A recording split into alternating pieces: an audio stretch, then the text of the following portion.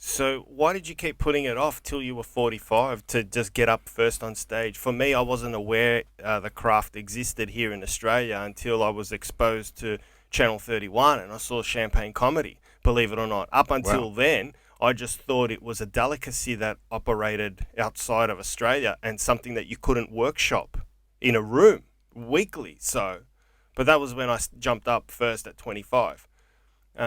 So how come you kept putting it off, or just didn't think about jumping up, or I think it was a bit the same. I didn't, when I was a kid and stuff, I didn't realise that people like me from the bush did it. Like, it was Americans, it was TV yeah, people, it was. And then I've had, I suppose, an odd and interesting path through life where the years that I may have done it, like when I was 18, 19, 20, 21, I worked nightclubs, pizza shops, hospitality sort of places, and the after work drinks or whatever we did after, I was always the funny guy. Not really intentionally, like just I knew I was, and people would tell me without asking. Um, and I often have wondered if I jumped into it then at, say, 21, how life would have turned out. And you'll hear people say things like, no, I'd probably be dead. Well, I probably would. But I didn't know that it was available in Bendigo, where I grew up. I didn't know. Well, I don't know if there were open mic classes. I don't know if there were comedy nights. As far as I know, there probably wasn't. Because if there was, I worked around that nightclub scene. you would have known. I think I would have known. I knew I had funny people. But my comedy was in movies or, like I said, Saturday Night Live or shows like that come from far, far away. And I think inside of me, for whatever reason, there was oh, well, it wouldn't matter if there was because you're not worthy of that, Mm. which might come back to self-worth, I suppose. But Did you start? If you said something, let's say you work in a nightclub and you said something funny to one of the blokes there, and like a bouncer, and they laughed, would you then keep that joke and try it out on the dinner table, or your mates, or your cousins, or a girlfriend? yeah, sometimes I think Because I noticed those patterns were emerging. I had a bit of material, yeah, So and you're kind of writing without being a comedian, right? You're just being a comic in your mind to your friends. yeah, and a cheap one because I'd try it on the bouncer, and if that worked, then I'd go straight across and try it in the bar. Yeah, right. It's And this like is I've got to years run with this. before you jumped up. Oh yeah, but I knew. I think life's funny, like how hindsight and everything works. Now that I've been in it for, I think this is ninth year now. Yeah. I look back and I think, well, not maybe this is how it was meant to be. This is how it was meant to be. It's turned out this way. Like there's, Oh, it is what it is. I have had the thought. I don't like that so much, Johnny, but I have had the thought. What if I'd started earlier? But I think the design of my actual existence was that it was meant to be this way, Yeah. not through any planning, just through something that I'm not a religious man, but something that we don't understand. That maybe that it was your calling, sort of sense that I had to get a lot of other stuff out of the way and learn a few, I suppose, lessons and go through a fair few things to get to the point where. And I also had a lot of trouble, and at times still do, giving myself the permission to do it. Like What do you mean? I think I was brought up in a very serious environment where you need to go out and work for 40 hours a week and you need to toil and struggle. And I listened to a few of your other pods with people, and I think you asked about a few of them about their parents or whatever supporting it. Well, mine are fine, but they don't really get what it is you're pursuing. Like how your little skits going, how your little gigs going, or whatever. They Yeah. don't. They're not on that same page. I don't think so. Yeah, I think to make a short answer long, I had to. I said go through a lot and learn some things about myself and get to a point where it was okay to do it. As in why I wouldn't give myself that permission, or I think it was drummed into me at an early age, yeah, or it wasn't that this was a possibility. Like I don't know of anyone in my extended family that was artistic or anything like that. Mm. So I think it was just such an out there idea that it took me a long time to get it into my little pea brain that, well, hang on, yeah, you're allowed, you can. Now, where'd your first gig? Where? Well, I used to go down to the lounge and do the workshops for probably a year. And that was when guys like Dilrook and those guys I could see them getting to the point. And then if you did all right, you could jump on that Tuesday night and do a spot back in the Robbie G days and stuff when he was training. And it was a good little environment, and Mm. you'd get up and do a bit at the workshop, and then they'd critique you. Yeah. Sometimes nicely, sometimes not, but they critique, and then you go off. And I never jumped up much. I was still in my mind thinking, oh, maybe I could just go there and get better at the craft, and I could write jokes and give them to other people. Oh, really? Yeah, initially there was still a fear of it, and it was Dill. Okay. It was Dill. I remember who one day sometimes we'd finish and go to the chip shop over the road or whatever, and I remember him bailing me up and saying. This is when Dill was eating chips from a fish and chip shop. It was a long time ago. Yeah. That was 9 years ago, I suppose. And he said, "You're ready, man. Like, what are you waiting for? Just get up there and do a set." But still, So I it was was fear based. Yeah. Yeah. Well, I'll tell you what. Mine was as well, because I was hesitant. But yeah, sorry, I cut you off. You're right. Give me a chance to have some of that sweet, sweet whiskey. But yeah, so my first gig, as it turned out, I was still, because I'd got to know these guys a little bit there, guys like Johnny Ayub, who's a lovely fella. Yeah. Who's not really on the scene anymore, but I always had a lot of time for John and that. So I suppose you built camaraderie with these guys with a common goal, and then you'd watch the Dills and those guys who you could see getting good, and then go and do their set. And I'd stay every Tuesday night and watch everyone. I'm like, wow, I remember him birthing that joke a few weeks back in the thing, and now he's done it. And look, that's how it works. But yeah, so I still was hesitant to do it in that environment. So my first ever real gig was to us. The Moonee Valley Footy Club in front of about 300 people. That was your first gig? Yeah. Fuck, to a pack of Klingons at a footy club? Yeah, because that's harsh. I'm just that brand of idiot, John. Fuck, how was it? It was all right. Because what had happened was that guy Jason Agamanis, the footballer, was meant to be their guest. Yeah. Their guest sportsman. And the week before it or something, that gig was April 12th, 2012. So about that time, Jim Steins, the famous Irish footballer, had died, and Ackermanis had come out and criticised him in the press. So Moonee Valley were getting calls and threats from crazed Irishmen saying, if that Ackermanis gets on stage, we're going to fucking slit his fucking throat. Oh, what a shame they didn't cut his throat, because I hate the cunt. Well, see, that was the sentiment, and you don't even know about the Steins, what he said. Anyway, No, I don't know what he said about. So I just remember he was on the footy show one day, and he said to all the homosexuals that play AFL, stay in the closet. We don't want to know about it. And I'm like, fuck you, you prick. Oh, he's got prick smeared all over him, but we're not here to talk about him. So talk about whatever you want. No, that's enough on Agamanis. I don't care about him. But anyway, so if not for him, they rang up and they said we're going to cut your throat if he's there. They rang up the Moonee Valley Sports Club. Now, my little nephew played at Moonee Valley. My brother and that went and watched. And my brother used to do a bit of training with an AFL club, so they're all panicking, like, what are we going to do? We've got our sportsman's night. We've got no sportsman. What do we do? And my brother said, I'll get you Koutafidis, Anthony Koutafidis. And these blokes like, oh, yeah, sure you can, mate. You're not going to get us Cooter. And he's go, well, hang on. Go Cooter a call. What are you doing Thursday night? Blah, blah, blah. Because it was short notice. Cooter's like, no problem at all. Fine.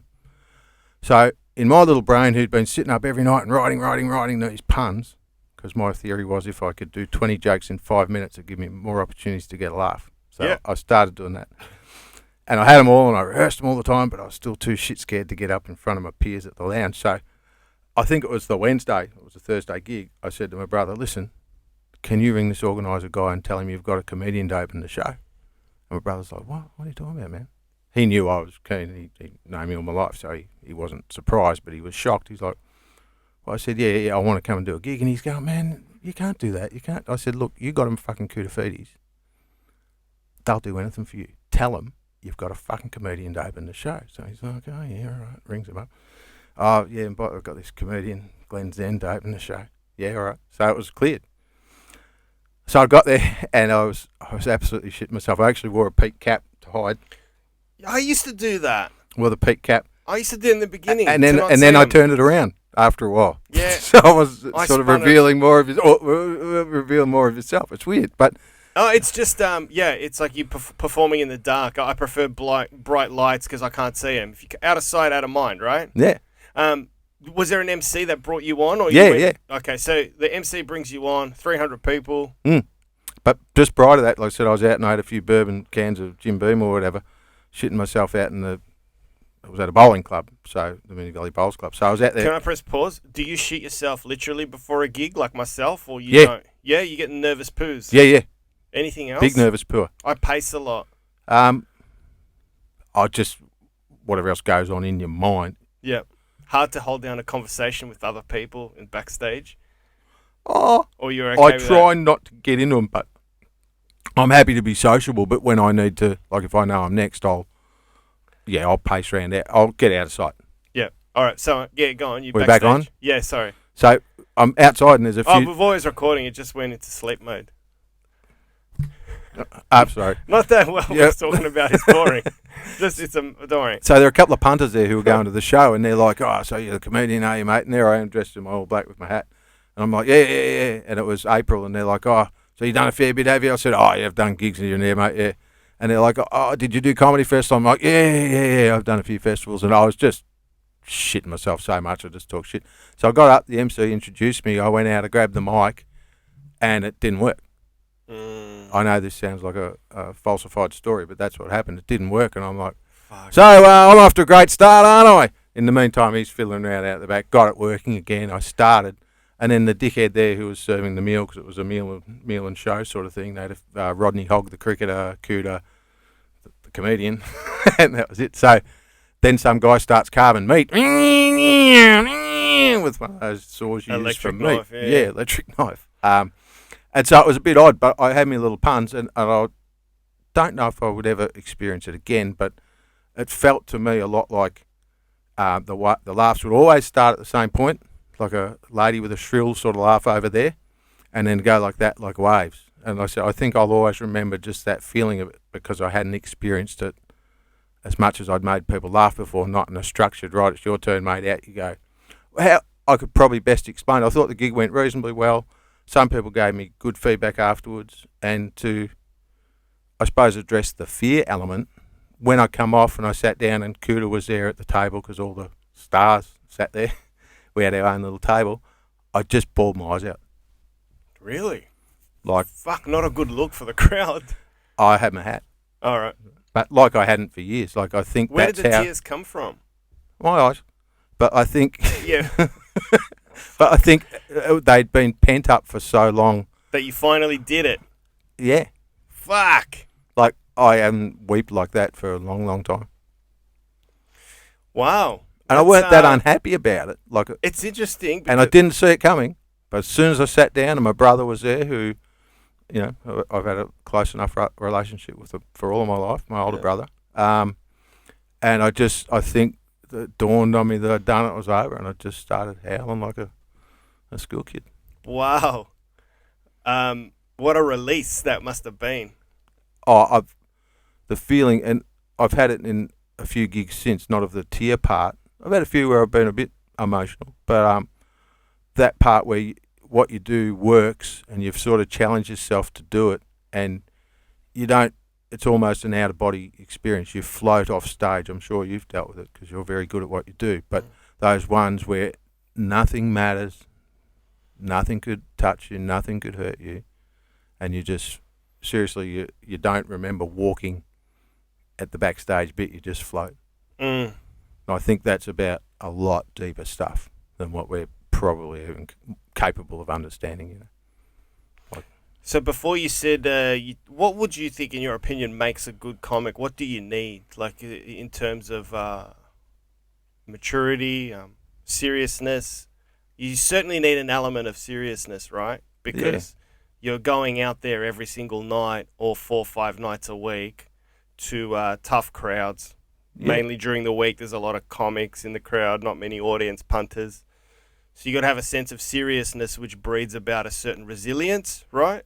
Yeah, I think it's a lot of contrast. So you need the sense of seriousness, but then you also need to have a sense that you're not a real fan of the serious. You know, as much as you need to be it to do it. Like personally, I don't really like serious things that much. I'm not a big news watcher. I don't get political. I don't, do stuff like that because that child in me, and I think that's an important part of it. The inner child is what's doing it. And most people, like people who've never done comedy, like, those people, they've grown up when they were 12 and now they're real grown-ups. It's like, you don't even think, like my neighbours or someone, it's not even similar to my way of thinking. I'm looking for the ludicrous in everything to cope with the serious things that I don't want to deal with, I guess. So that's how you offset it. That's how you deal with it, by offsetting it, something serious with something ridiculous. Does that help you in your line of work day to day? Because you are you a mental health worker? Sorry to No, that's right. Jump wherever you jump want. the gun. Is that what you do? Mental I work health? in a homeless shelter, yeah. All right. Yeah, And does that help diffuse situations? Being absolutely. comical? Absolutely. Without a shadow of a doubt. And some of those guys are hilarious. Some of them, because they've got nothing to lose. They don't care. Some of the little things they'll say at times, I'm not a big laugher. They get me. They're good. Yeah, and they're just broken people, like a lot of comics hang around. Is there a pattern that you see? Like, if I was to ask you a question, which is kind of difficult to answer, I don't expect you to, but what are the ingredients to break a human being or a human spirit? Have you seen certain traits that have broken these individuals? Yeah. What are they? It's like we're playing I could put it in one. drugs. One. Heartbreak, John. Heartbreak. They don't recover from that. Then they might use drugs or whatever else to cope. To cope, to comfort. Because in a lot of the cases, they don't have a solid support crew like family or anyone who gives a fuck, or they've burnt those people too many times by developing a habit that then gets them to steal or deceive or the things that addicts do. Fuck. In a lot of cases. But if I had to put it, I've been doing that for 15 years. Yep. Heartbreak. Is at the core of all. Holy fuck. And what percentage would be male to female? I only work with males. It's a male shelter. Okay. I believe, and I talk to other colleagues at other places, and we get a lot of phone calls and stuff. I in my mind, imagine somewhere across the other side of town there's an equivalent female shelter with equivalent females with equivalent sort of issues going on. There must be. There has to be. I don't think it differentiates between the genders or anything. So do you have to counsel them to deal with the heartbreak without the drugs, and then is that what you do essentially, and help them, essentially training wheels, put them back into a house or a hut?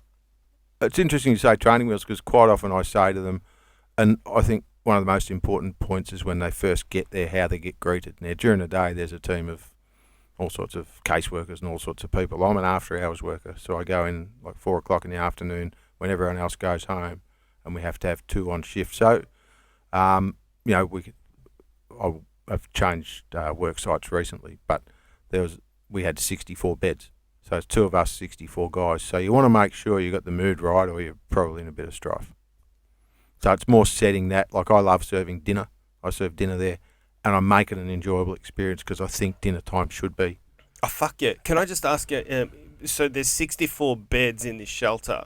Yep. Is it 64 rooms. 64 They all rooms. got a room, yeah. Okay. Do they have that room every night, or? Yep. Yeah, okay. Yep, and then they can stay. It used to be a tight 3 months. COVID's changed a lot of that.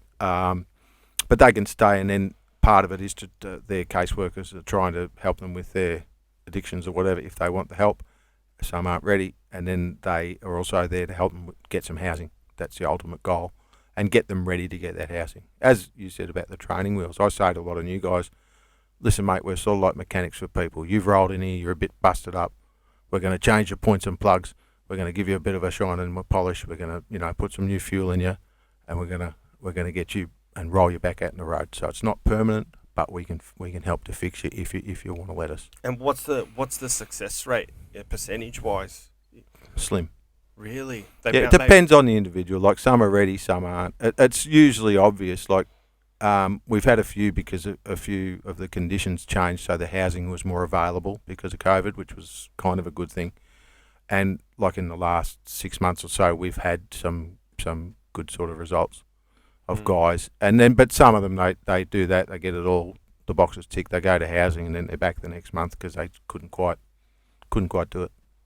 Right. So you get a few that revolve back around. Oh, heaps. Like I said, Heaps. for 15 years, I've built some relationships with people I met 15 years ago, and they're still in that hamster wheel.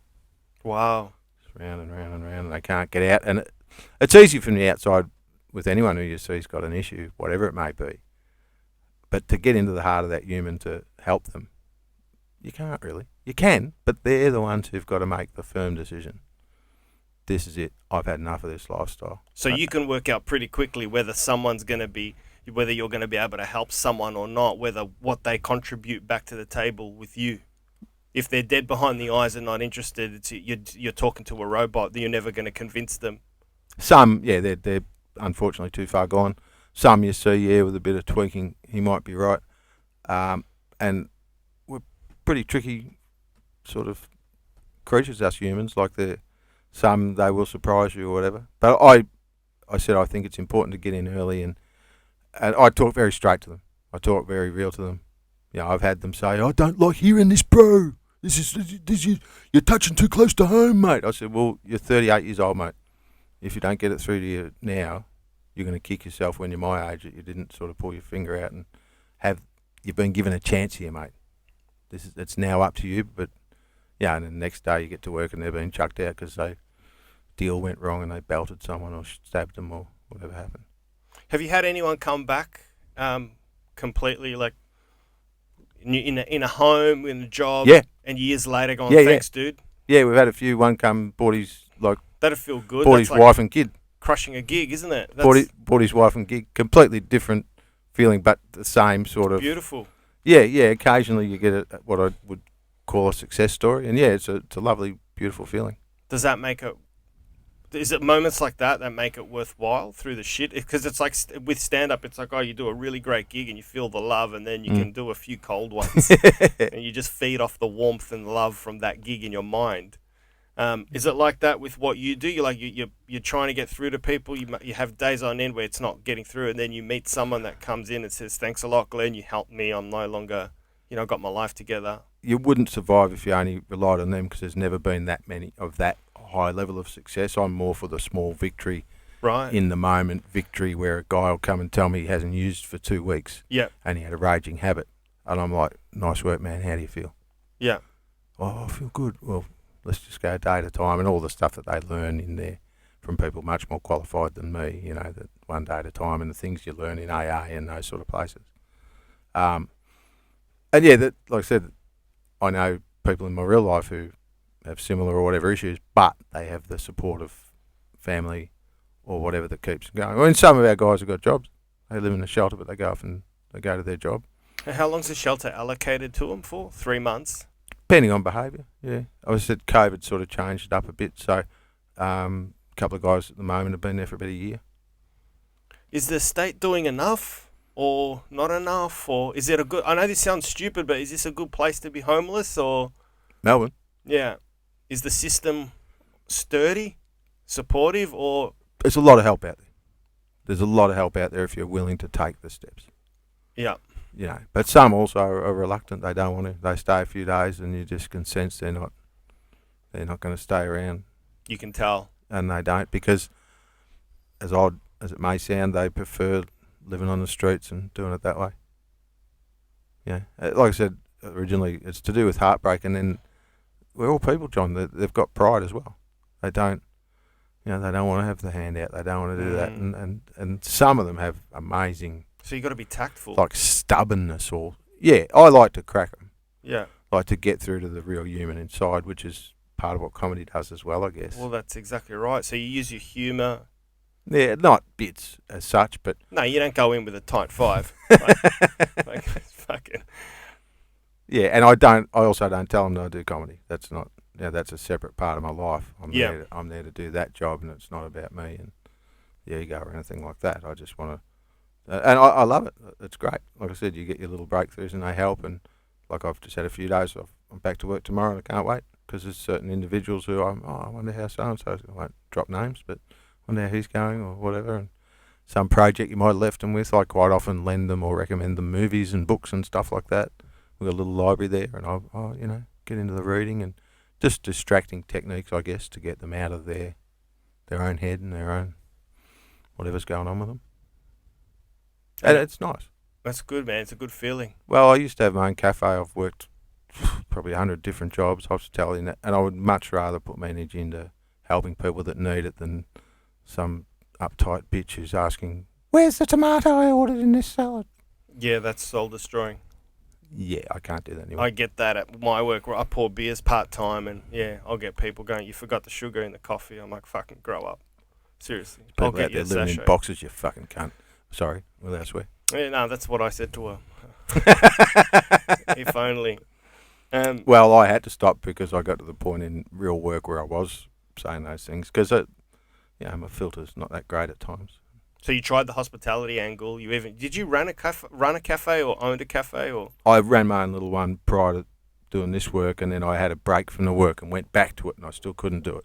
But when I was younger, like I said, I ran away with the circus, and then I spent about 6 years. I travelled a lot, so I spent 5-6 years in Darwin, which was restaurants, bars, casino, wherever. Like at one point, I had 2 or 3 jobs at the same time. I always like to keep myself busy, just to so that I'm not going down those dark pathways, I guess.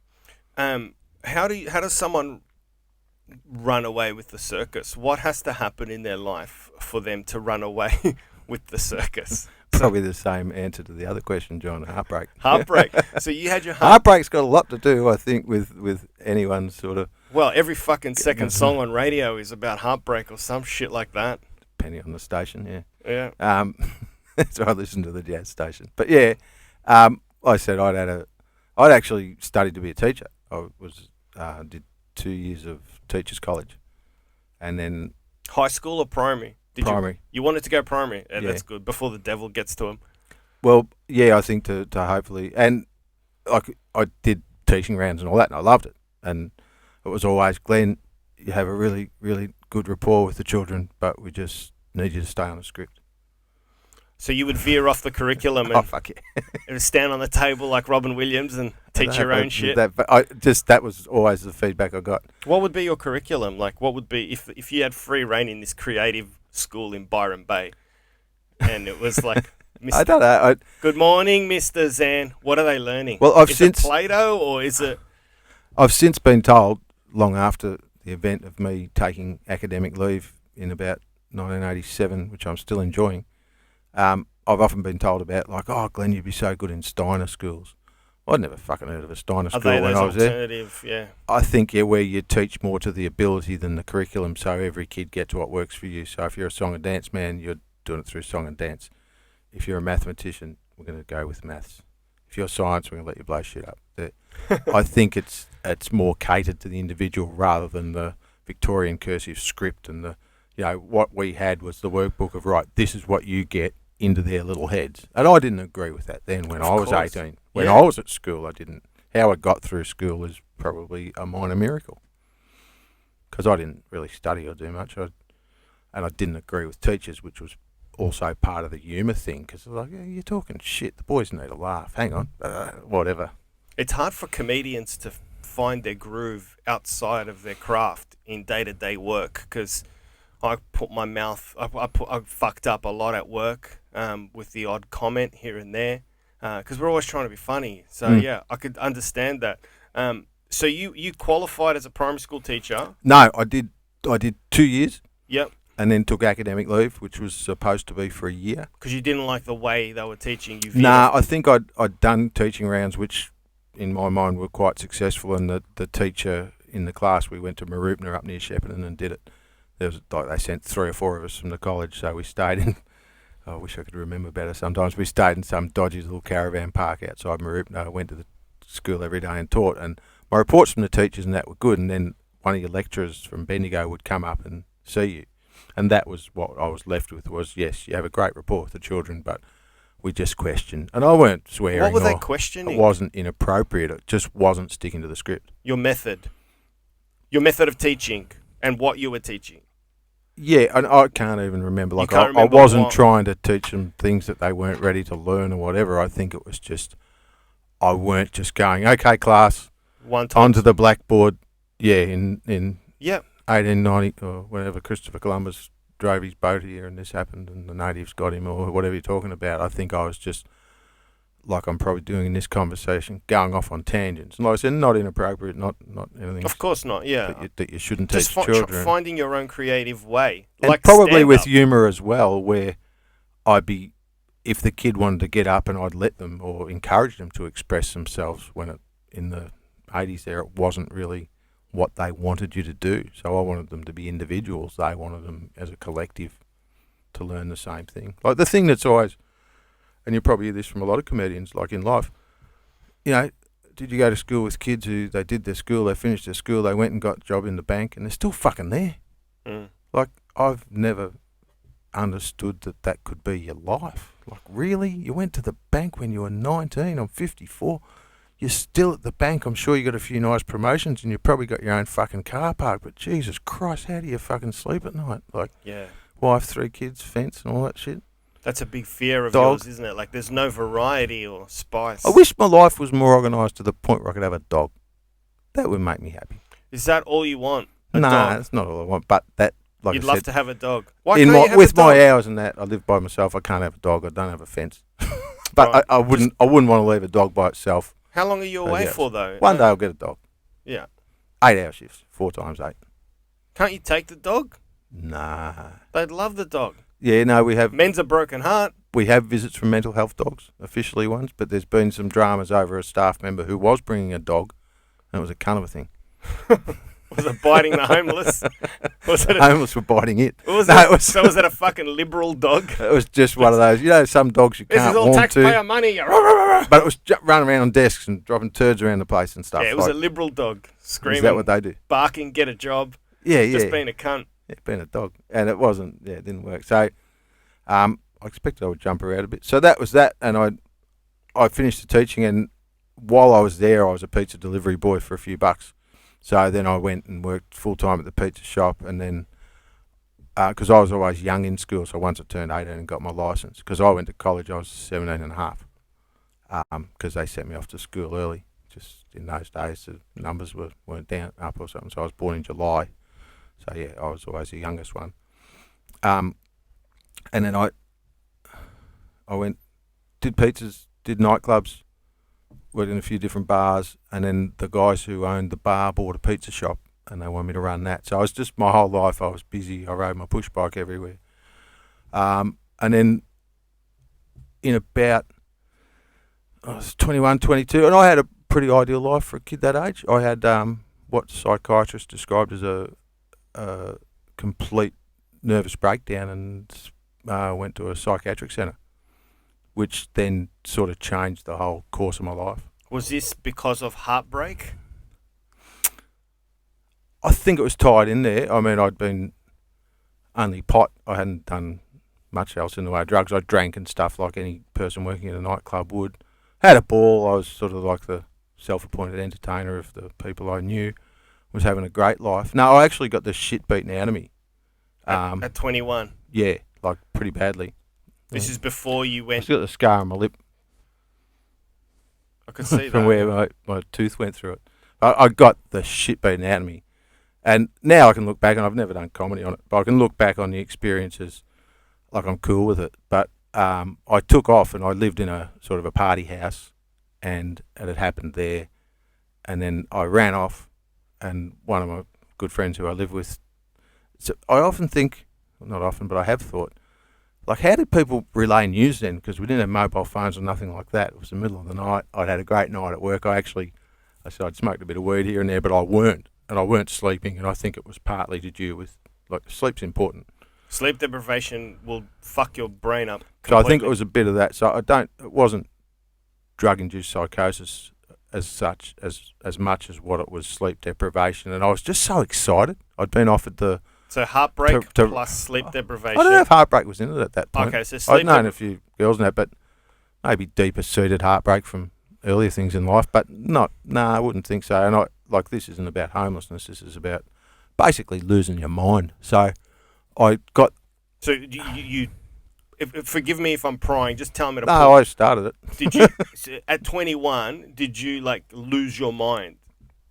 Not as far as I thought. I thought I was doing it right. But the beat up didn't help. Yeah. Getting beaten up. And then one of my good friends who I live with come after me, and by that stage of the night, for whatever reason, I was just wearing a pair of red undies and heading up the road. And I'd had an odd sort of week, like stuff was happening where I was... So you're naked except for a pair of red undies, Yeah, but then we sort of... walking up the street. You remind me of Richard Pryor when he was freebasing running down the road on fire. But then we sort of scrapped a bit, and in that scrap, the undies come off, so I was nude.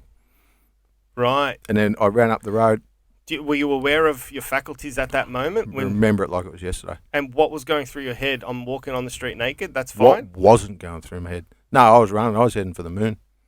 It's a really big moon that night. So you thought I could run to the moon naked? Nah, I was just heading towards it. I weren't Right. thinking I could get there. Like, I was still, as odd as it may sound, there was still some logic there. So I went and Yeah. sure there was. No, there was. No, And no, I went. It's I went and I just wanted to be left alone. Like, I'd had blood pissing out of me and all that, and tooth through my lip and a few other injuries. And I ran up to where there was a bike race. There wasn't one at that time because it was like 3 a.m, but there was a velodrome. And I remember going around and I'd seen sort of the cops come around the corner there. So I ducked around the corner pretty quick and just dived through, the barbed wire that comes back like that with the 3. And I just dived through that. So got a bit more bark and stuff off me through that. And I went and sat in the pavilion where you'd watch a race if it was on, but it was the middle of the night. And I was sort of happy. I was like, okay, I can just collect my thoughts and work out what I'm going to do next. I can't really go back home because that's where it happened. Where can I go? I just want to sit here. It's dark, and then there's some funny elements of it. The cops come in. Obviously, someone from home had called or whatever that there's some dude running around naked, or the people I live with called and were concerned, which is fair. And well, yeah, you've left the house in red underwear. Nah, I don't even like red. So if they like Strangely you, enough, they're going to make a call. I no longer wear red underwear anywhere. But they weren't my favourite jocks. And I still remember the cops were driving around and around the velodrome where the cyclists went, and I was a bit out there. But as they're driving around, and I'd be sort of like, all right, and they're shining the torch there, everywhere but me, and it was like I was mental, but I was controlling them because they'd drive. And I'd be like, stop, and they'd stop. Go there, go there. Go back that way, they would. And I had enough of it to a point where I said, all right, here I am. And bang, they shone a light on me, they come up and proceeded to beat me with batons. Oh, wow, they beat you up. Fuck. I was a little resistant. Okay, fair enough. Like, what do you fucking cunts want? Leave me alone. And also, I'm going to go before the fucking sun comes up. I just need time. Look at me. Do you really think, because one of them was good cop, bad cop, one of them was got the baton out and the other one was trying to be nice. I'm like, mate, do you really think I give a fuck if you're going to hit me with that fucking thing? Look at me, mate. Don't you think that I've already had fucking enough tonight? Like, come on, you fucking cunt. Or whatever choice words I decided to use to him, which would have been fairly accurately that. And you remember this clearly. Oh, fuck yeah. Yeah. And then he, gave me a few, and I got up and, I just attacked. And then next thing, there was more police cars or whatever else. And my next memory, I was in the cop shop. And then some of my own clothes had arrived. And I thought, they've been to my house. Or some of my house had been here. But by then, I'd jumped that little or big step into another reality almost. So I'd never had, mushrooms or LSD or anything like that at that point. Is it a reality you can describe? Like, did you believe like people were against you or plotting against you, or just fully manic and like there's some dude in the cell with me who I'm sure hasn't recovered from that night. Like, he was my buddy. I figured he was with me, and he must have just freaked the fuck out. And I'm sure as we sit here, he's probably sitting there telling his wife of 30 years, there was this one night I got locked out for drinking and they put this cunt in the cell with me. Holy shit. I remember because I was just like, you don't remember what I remember the fear in his eyes. I can, but I won't get into it. Okay. And I was having some difference, nothing threatening, just some outer worldly thoughts and experiences, let's say. It was probably the best way to put it. As if I had shrooms or something, but I hadn't. So, when I look back, and I'll cut this story to an end in a minute, but when I look back on it, same. It had to happen to slow me down. Like, when I eventually ended up in the nut house, and one of the psychiatrists who I had known years earlier, he said to me, look, man, when you come in here, you're doing about 500. He said, the average person should go along at about 100. He said, you're doing fucking 500, mate. And I was an excitable lad. Like, it was just as much. Like, I was really happy a few days before. I was happy when it happened. And then some weird stuff would start happening. Like, I'd talk to someone, and it was as it was as if, and this might sound trippy, but I could read their thoughts and stuff, and it was a bit too much for me to handle. But I could, like at that time, and there was sort of elements of psychic sort of stuff there which I couldn't handle. How do you reconcile that now? Do you look back and go, actually, I think I may have touched the sensory perception of being psychic, or nah, I was just fucked? First one. Yeah, right. Yeah, because sometimes even sometimes now, like when I'm in a sort of good space mentally and stuff, and we're all a bit mental, I'll know what song's coming on the radio next or something. Now, I know that sounds outlandish and No, fucking. not the experience, but sometimes... You ever watch Powerball? every fucking week, man, doesn't work. Doesn't work with numbers. Damn. But there was things, and leading up to it, which you're not aware of at the time, but there were things, probably warning signals or whatever. Like I said, I'd had one of the best days ever before it. The night it happened, I'd worked at the nightclub and gone home, and a girl I knew had followed me home and hopped in the window, and I wouldn't have anything to do with her. Like I wasn't into her, and she wanted to, and that's how it sort of started. You know, the next part of it, where I woke people up and turned into a fight, and, got beaten up. Okay. But there was just weird stuff happening that night at the nightclub, like with who was there, and some old school friends had popped up who I hadn't seen for years. But it was like I was almost directing, as if it was a play. Like one of my mates there who never ever had any luck with chicks got a hand job at the bar. Like, and it was as if I'd set that up. You know, whether or not I was warped, but I did introduce them and stuff like that, and there was just wonderful stuff happening, certainly in my mind. And I didn't know at the time, but I was just increasing. To, like I said, when I got in there, and what happened, how I ended up in there, because I'm probably rambling, John, No, it's okay. was I could be charged with assaulting police or go involuntary into the psych centre, so I chose that option because I didn't want a police record or anything. What did they say to you how did they diagnose you? They couldn't. There was everything. I was... Maybe you just needed a and few this good was night's this sleep. was the 90s, yeah, probably. They jabbed me with something which put me to sleep for a fucking while, and I remember, like, a part of the diagnosis, I'd have it on a bit of paper somewhere, but I was I was a workaholic who'd had an extreme nervous breakdown. I was manic, I was pre-morbid, I was every single possible term you could think of, just about, they'd painted me with. And then it was all right in there once I got used to it, because when I woke up, like when I got in there, I remember they jabbed me with something. I was strapped to the bed, and woke up. I don't know how long I was asleep for, and my first thing was, I got to go to work. I got to open the pizza shop at 4. They're like, mate, you won't be going to work for a while. And I was in the cell, don't call them cells, but in the thing, and they just had the little window, so they'd come and observe me, and then you move into a share. Was it padded? Yeah, and then I moved into a share with another dude. And then into a room with 4, and then into your own little room in the time I was there. What's going through your mind when you're shifting rooms and they're looking through you a window? What's going through your mind then? Like, holy fuck! Like, what am I doing in here? Heartbreak, right? Which might explain why I do what I do. But yeah, I remember. So it was all from a girl, and I was freaked out, man. So the heartbreak was emanating from a breakup, a bad breakup. No, in there, the heartbreak was I didn't have my life anymore. I was trapped. I was gone. I was locked up. Was I ever going to get out? Okay. Along with my friends at the time thought, that's it. We're never going to see him again. He's going to live his life out in. Well, if you told him he ain't coming back from this. If you told them you can see the future, they would never fucking let you out. Not in the late 80s in Bendigo, no.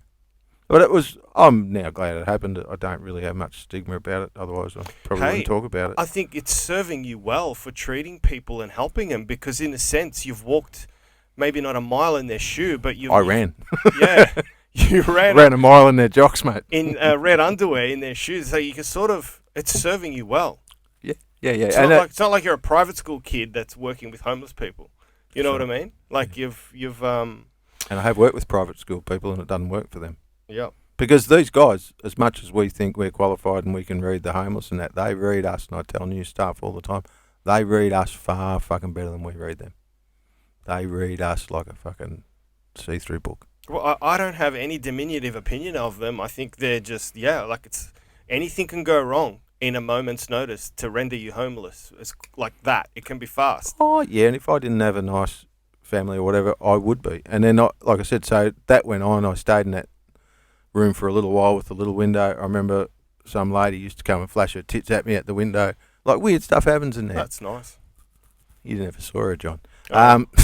I couldn't see them, they were too low for the window. But I got to know the other, let's call them inmates. I got to know them well.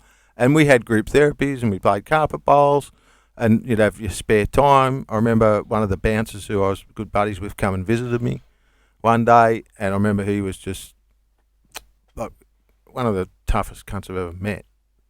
I won't say his name, not that it matters now, but he was 6'4", redhead, crazy big bouncer. And we used to drink in that after work, and I remember him, he was like bawling his eye. He was just like, oh, mate, why did this happen to you? You're the nicest guy I've ever met. I can't believe it. And I was like, mate, I'll be all right. And then, obviously, you can see where this is leading. I'd spent my time in there. A girl I'd gone to school with and had gone out with a mate of mine who was in our sort of social crew just out of school. She was a nurse there. And it was very odd when she, oh, fucking hell, Glenn, what are you doing here? She obviously read my file and everything, and I was there. But what happened was I had to be, when you, in those times, when you're involuntary, I think it was 6 weeks, and they had to, you had to get examined by a board. So I had a board of like Victoria's main psychiatrists, 5 or 6 of them, sitting around and firing questions, and they'd at me to... Oh, fuck, like Shawshank. To basically... What happens in Shawshank? Oh, the parole board. You kind of like that. Go ahead, sonny, sign that form. I don't give a damn. Yeah, and basically to prove my sanity to them and go. And I still remember one of them saying, what's happened to you? He said, he said that your destiny's now in your hands and you won't understand this for 10 years, but one day you will.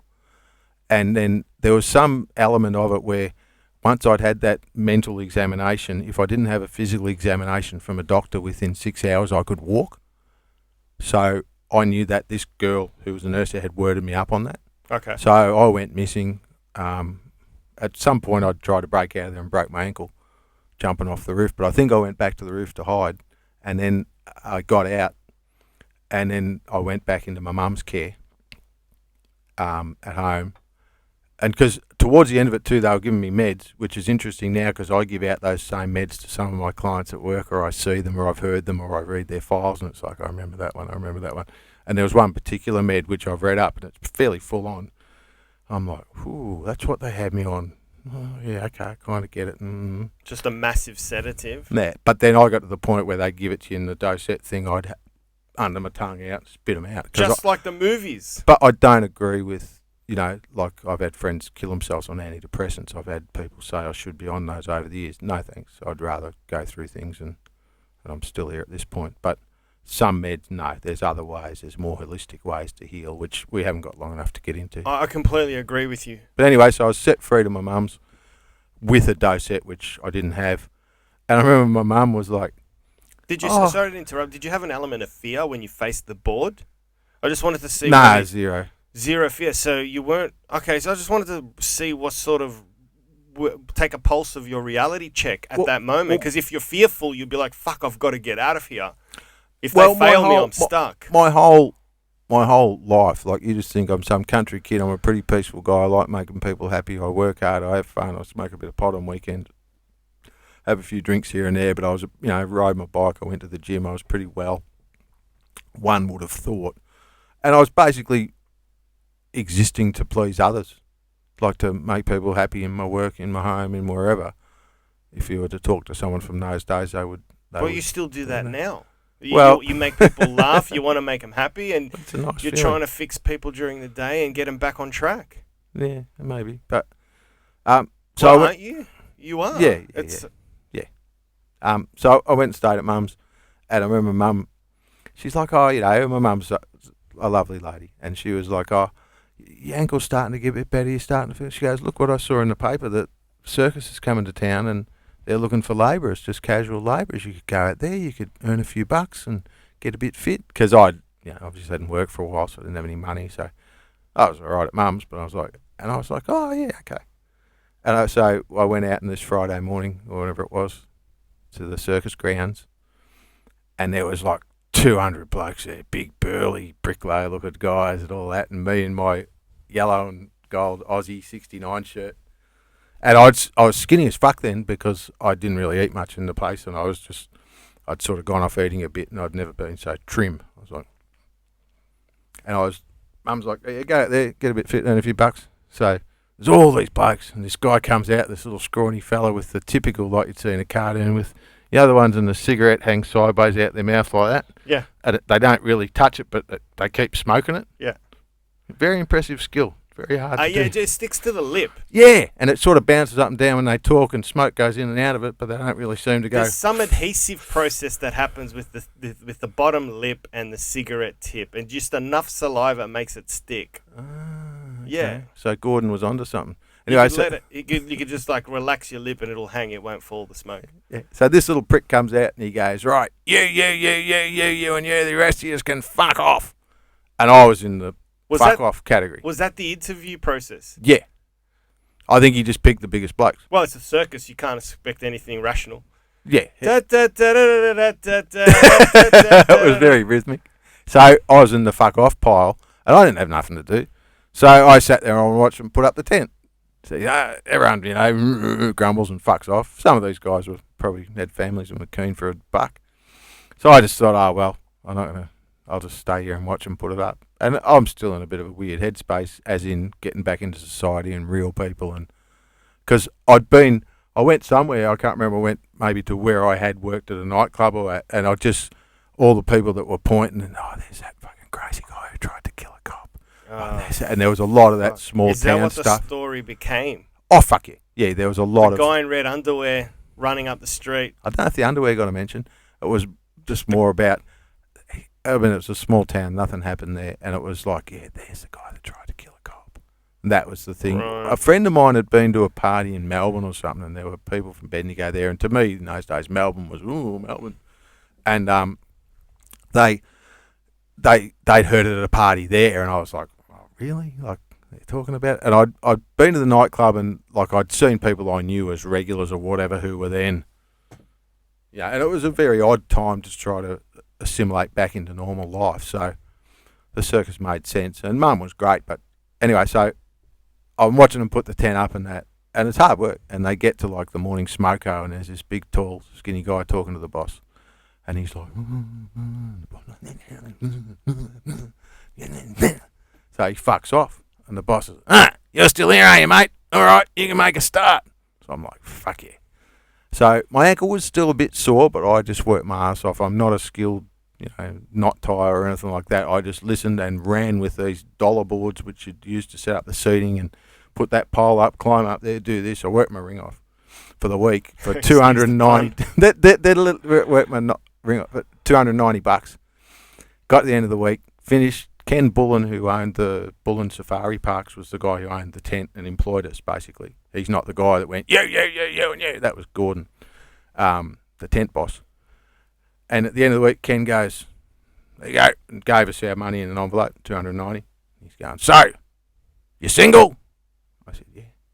You got any commitments? I said, no. Do you want to come with us? I said, yeah. Perfect. Went home. Hey, Mum. Hi, Glenn, how was your week at the circus? Oh, it was great. I got this money, and I'm leaving with them tomorrow at 6. She's like, oh, no, I didn't. Oh, no, it was only for a week. And basically, she knew she wouldn't be seeing me again for a while. How long did you stay away with the circus? Well, I stayed away with the circus for a year. We went all around Australia, all around 6 of us made it from start to finish. And in a nutshell, can you distill that into a few words? Was it rock and roll? Was it awesome? Or was it fucking hell? Or was it a mixture of both? It was what changed me from a boy to a man. And can you... I was the only one without a tattoo. There was brawls every night. Guys, with obviously habits then. I think a few of them were speed freaks. We didn't have ice then, but I weren't. I didn't smoke or anything then because I was very straight. I'd get a bottle of wine off my old Czechoslovakian boss for $2. I'd go sit in the hill somewhere, pop it open with my thumb, and then just drink it and think about life. And I wrote a lot then. Stand up? No. Just more journal. more, journaling, sort of a deeper stuff, I suppose, trying to understand what I'd like. If anyone gets locked up in a nut house, I would suggest Run Away with the Circus is a really good way to come out of it, because they weren't normal people, they weren't normal times. You're busy, you're sleeping well because you're working from sun up till sundown. You're getting badly fed, which wasn't, but we'd go out after and have meals. But yeah, it was perfect sort of antidote for what I'd been through. And then I got to the end of that, which was the year we finished in Perth.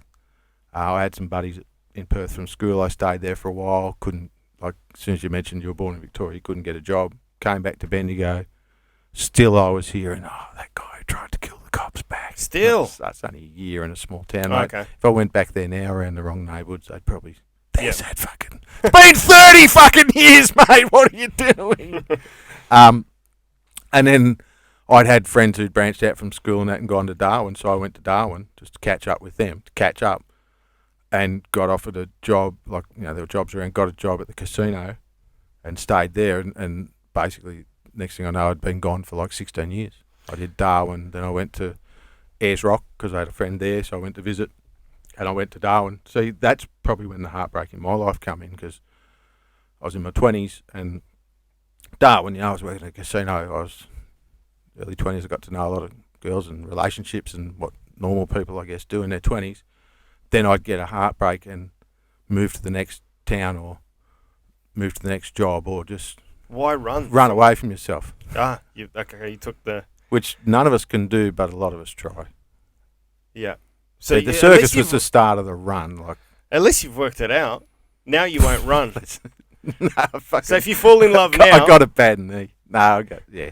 So if you fall in love now and you get your heart broken, you can't go anywhere. You've done everything. Pretty much. But I went to I said from there to Ayers Rock, which is a beautiful, peaceful, probably the most stable, comfortable, nice 5 years I've had. Then I moved to Alice Springs for a woman, and then I stayed there for 3, 4, maybe 5 years. With the circus, was it animals or just Yeah, we had bears. Yeah. We had horses. I think that was it. You had a bear. Bears, Russian brown bears. It was the Great Moscow Circus. How were the bears? Like, what was it like with the bears around? Were they treated nice? Like, was it? I know it was a long time ago, so RSPCA would have been fucking non-existent. So was it a rough time? I can tell you one thing about the bears. Well, one, they had a 24-hour guy. His only job was bear watch. So shit.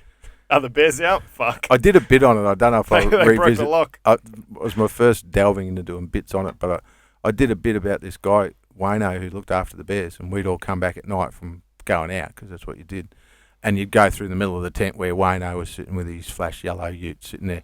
And now that I think about it, Wayno was probably a pothead sitting there smoking and doing. You're all in the circus, yeah. There's all. But Wayno didn't have to hammer pegs in or set up tents. Wayno was just bear watch. Look after the bear. And Wayno was a bit older. He knew the tent boss or something. Like, he had a good gig, Wayno. I think he got more than 290 a week. Probably. And there were us boys who stayed on site on caravans, and then there were the others, like Wayno stayed there in his ute. He must have had a sleep at some point during the day when the bear trainers were up. Yeah. He had a ute with the sleeping bit on the back. But then there were others who worked for the Michael Edgley, who was like the promoter, and they stayed in hotels. Okay. We were like the scum on the thing, and they there. But yeah, one night we got back. I said I did a bit. I think I did it once. I might do it again. But we in Lismore, I think it was, every town, some blokes would drop off or get sacked, and then we'd pick up new workers the same way they picked me up in Bendigo. They'd go to a town, we need workers, or it was too hard, Makes so sense. they fucked off. And we got this guy, I still remember we came back, and Wayno was there, and Wayno didn't like us much, but he tolerated us. We're a bunch of young fools, half drunk. He's got a job to do, and we're like, hey, mate, hey. I think occasionally, somebody get on the end of a joint he rolled or something. And this this guy, Pete, I think was his name, from Lismore, big, tall fool. And he come in, and there's the bears, and there's Wayno, and we're talking to Wayno, and there's Pete's over at the bears, like, no, At the bears. Oh, fuck. And Wayne's like, fuck off, mate. Within claw reach? Stay away from the fucking bears, mate. You fucking idiot. And so Wayne would go back to talking to us or whatever, and then this dickhead would be doing stuff to bears, which, the bears just fucking looking at him. Wayno's looking at him. I'm going to kill this man. Wayno was an Aussie.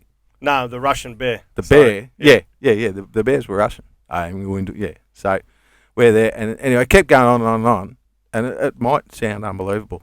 So Wayno's like, listen, mate, I fucking told you, you've had enough fucking chances, right? And he's sort of, the guy's backing towards the cage, and then he's just standing out there.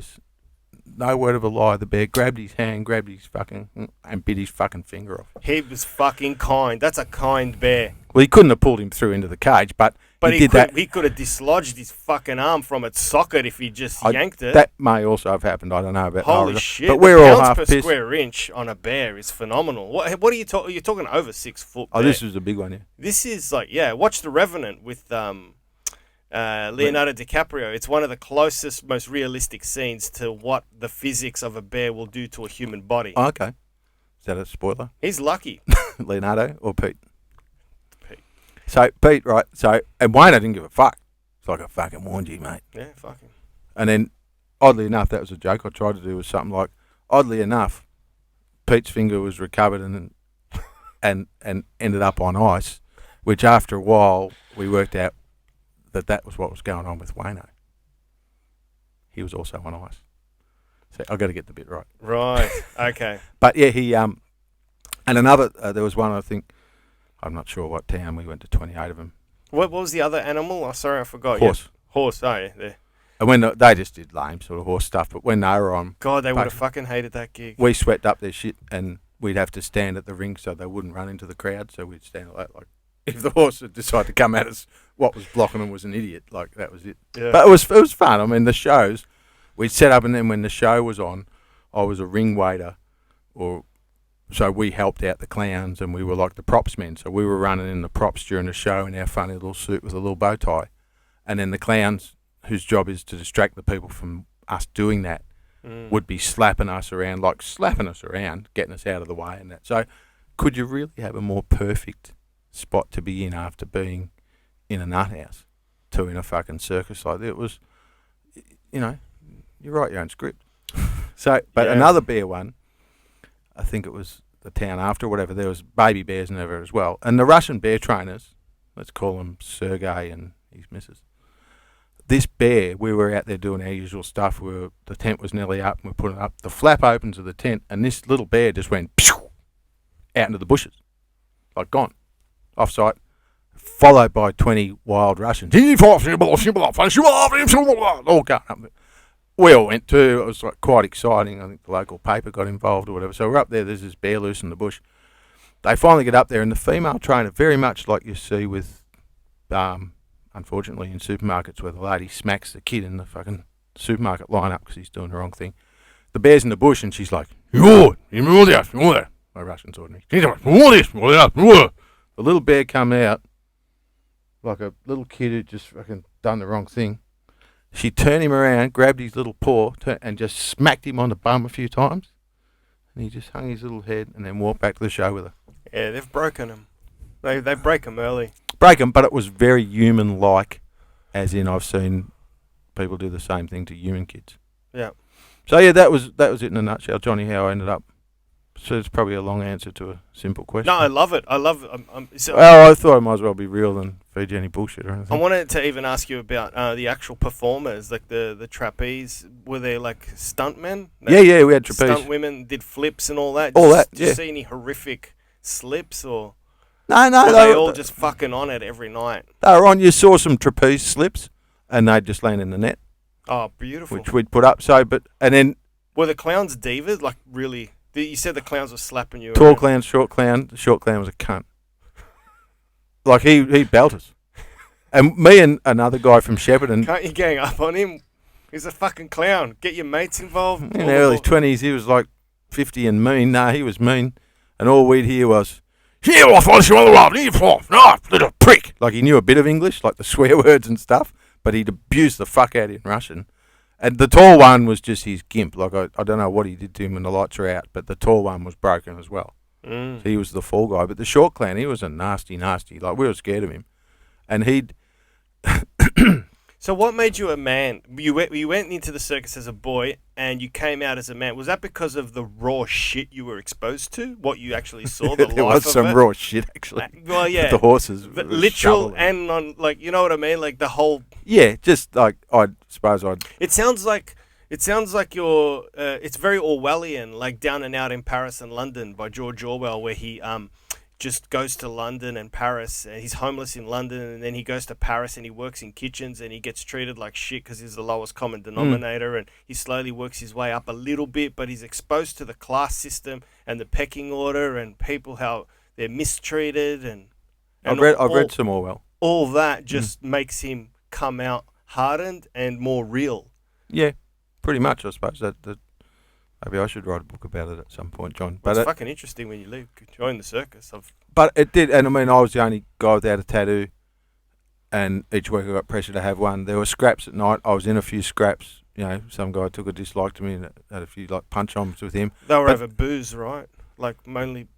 I don't know what I thought of this guy about. He was just angry. Like, and same. A few of them. Everyone in the circus working. Everyone was on the run. Yeah. If it was from jail or an IVO from their missus, or whatever. All of them were on the run. And the few that stayed on that you got to kind of know, like there was one who I ran into years later in Darwin and we were sort of mates. Like I'd love to run into him again. The rest of them, not so much. And I imagine at some point, you never know, one of them might come through the shelter. I hadn't sort of thought of it, but it wouldn't really surprise me. I'm sure there's a few of them in shelters in New South Wales or whatever. Like they were runaways. They were bad dudes. It was violent. It was nasty. There wasn't, we'd have a bit of fun here and there, and you got. But you always had to have your guard up. You got your crew. Like no, but I'd stay. Like there was a big Kiwi called Jason on the advanced crew because they had 2 sets of the poles, so they'd go a week early to the next town and set them up basically on the way. And for whatever reason, Jason, this big mad Kiwi who would use a sledgehammer with both hands. Man, I'd never used any of that shit. I broke so many sledgehammers. That was just in the bosses. I'm like, this thing's... It's not the bloody tool, it's the man swinging it. And things like that toughened me up. And I got good on the sledgehammer and I loved it. But this Jason, he'd swing one with the other. And like he was so effective as a worker, they loved him. He'd been, I think, previously with Silver Circus. So he had runs on the board. And he ran a 24-hour bank. So if guys were broke, which we all were, once you took your $2.90 out on pay night, spent a lot. I was pretty sensible because I didn't go out. I'd go out in the last night of the week or whatever with me bottle of wine, maybe have a few drinks. And my main concern was getting to know a girl from town who had worked that week selling popcorn or whatever. Because each week they'd employ guys for it and they'd employ locals. They'd put an ad in and they'd all turn up. And I suppose I was lonely and busted, but I liked female company, so I'd get to know them in whatever way. I think the first town might have been Aubrey, and we went there and I'd like met a girl who'd sold popcorn or whatever. Then she's like, oh, come to LJ's or whatever tonight. I did. Went back to her place and I was so happy to sleep in a real house in a real bed. And I still remember she's like, oh, you can stay in the bed, but no funny business, no nothing. I'm like, yep, no problem at all, nothing. Got in the bed, lay down, real bed, and she fucking mauled me like I'd never been mauled as soon as the light went out. So there was a lot of that sort of stuff, which I suppose after what I'd been through, it was nice to feel some love. Yeah. In a cold, cold world. Yeah, because you weren't getting it with the lads. Were you the youngest on tour? There was a guy we got in Shepparton who was only about 18. Okay, so and he and I buddied up, and then when we did the prop Jason work, take a liking to you? Yeah. Yeah, so Jason made you go up ahead with him. So Jason protected me. Was that because you were young as well? Like Don't know. He just maybe I made him laugh. Jason sort of took in me and this, and there was nothing unusual about it. He was just a nice big Kiwi guy who took a liking to these two. Maybe he had a nice side to him and thought these two guys are going to get chewed up and spat out. So he looked after me and this guy Dean from Shepparton. And Dean and I, we would work in a team during the show. So if I was on one end of a thing, he'd be on the other end. So we'd jump into the ring, over the ring box, and we'd be going through, and we were trying to get laughs. We had this thing, and we'd sort of bounce it up and down, and we used to talk about it backstage, and we'd intentionally put these beaten, stupid looks on our faces like we're just this dumb props man who doesn't know what's going on, and intentionally get in the clown's way for a cheap laugh. And we'd get the laugh. And if we got more laughs from him, He'd belt you. Well, he'd belt you in the ring, but out the back, he would fucking destroy us. Absolutely. Because, hey, what are these fucking... We were meant to be dumbs props, and we sort of almost turned it opposite on them. Because we played our role too well of just having this stupid look on our head like there was no thoughts in our brains. And intentionally, like I said, we'd get in the way. Or we would do whatever we could for a laugh. So even then, I was looking for a laugh from... And sometimes we'd do really well. We had our own little set routines after a while of what we'd do with certain... Like there was it was a tyre, but they painted it, like they had green stuff on it to make it look like a pond. So when the performers come out, they'd jump off the trampoline thing onto this thing, which was meant to be a pond, but it was a tyre, so they could bounce off that. And then up into the arms or land on someone else's shoulders, that sort of stuff. Yeah. So we knew all the sort of tricks like that. But so we'd go out with this, and it was quite hard to grip it from underneath. So we'd make the struggle even harder than it was, just to, I don't know, get some comedy. Yeah. Just be comical. Get a laugh. How can you not know the answer to that? You're just trying to get a fucking laugh. It's my whole life trying to get a laugh. But I would pay. I don't have much, but I would pay anything to see. I don't think it'd be possible, but if someone had just filmed a show. There's a few photos here and there, but I would love, just a live shot, because I tell you, working the show too, like the adrenaline of it, putting up the trapeze net, we'd be sprinting up, put the pole in there, do this, tie this off. After a while, once you got the hang of it, well, who knows? It was a real buzz, like if you're running glasses at a busy nightclub. Maybe not now, but maybe in a few years, someone will watch this and have a go, hey, I've got an actual handycam video. Or some girl from Tamworth will turn up and say, there's that prick, you owe me maintenance for 35 years. I do have a bit of a fear of that. Oh, cool, man. So that, I don't know if that answers whatever the original question was. It does. We've been talking for too long. We've got to wrap it up. It was fun. Sorry, I probably over-talked and you under-questioned, but yeah. No, you're very apologetic about the way the interview... There's no rules, man. Oh, there's one other thing before we stop. You just chat. I did watch a few interviews, and I saw this poor lady, and... Where'd you get that from? I've had that for years and years, and I just thought, I don't know, maybe they knew each other. That's or they trippy. could. Or there was some loneliness, I don't know. Yeah, no, she's single. Okay, Yeah, sorry, mate. But I like it, though. All right, then. Good try, though. Good try. She doesn't seem to be affected by it. I should have known. I should have known by the look. It's very minimal. I want to keep it that way. So that's it, Johnny. It's all about trying to get a laugh and loneliness and heartbreak and deeper things. And mate, I could talk to you for hours. Thanks. You're very easy and nice to talk to. You're welcome. You're a good soul. Catch Glenn every Monday at the Bergie Seltzer, his resident MC at Funny at the Brunny. Do you think that gig is going to go back to the original venue up the road, or God knows? No, probably he doesn't even know either, because lawyers are involved with that pub. Well, the guys... And he hates lawyers. They live in hell. The guys who ran it, who now run the Bergie, have got nothing to do with the other. So okay. I imagine because of its location, at some point, someone with heaps of cash will buy it and reopen there in some form. I think real estate agents are going to gobble it up for apartments. You'd hope not. Come on, man. Look at Brunswick. There's a hole in Brunswick without it. Like, do they need more apartments now? Fuck. Did Pablo need to sell more coke? They're real estate agents. They won't fucking stop. They're psychos. Are more people coming to Victoria with its current state? I don't know. I don't know, mate. I hope not. I imagine or hope one day it'll open as a pub. If it did, I can't really answer that one, mate. All right. Well, come down to the Brunny Bergie Seltzer every Monday night and see a great, fantastic lineup of comedians trying new stuff. Open micers, trying. It's one of my favourite rooms. It's only because you get a real assessment of where the fuck you're at with your material. It's a tough room. Yeah, real's good. Tough room, but we have fun there. But it's fair. If you're funny, you'll get laughs. We've had some beautiful nights there. Fucking oath we have. It's a great.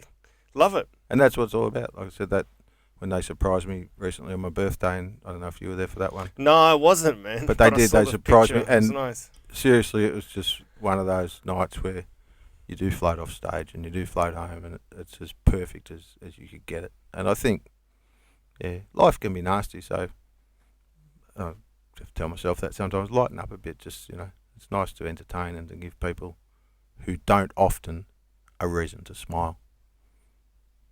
That's it. Thanks for having me, bro. Love you, man. Bye.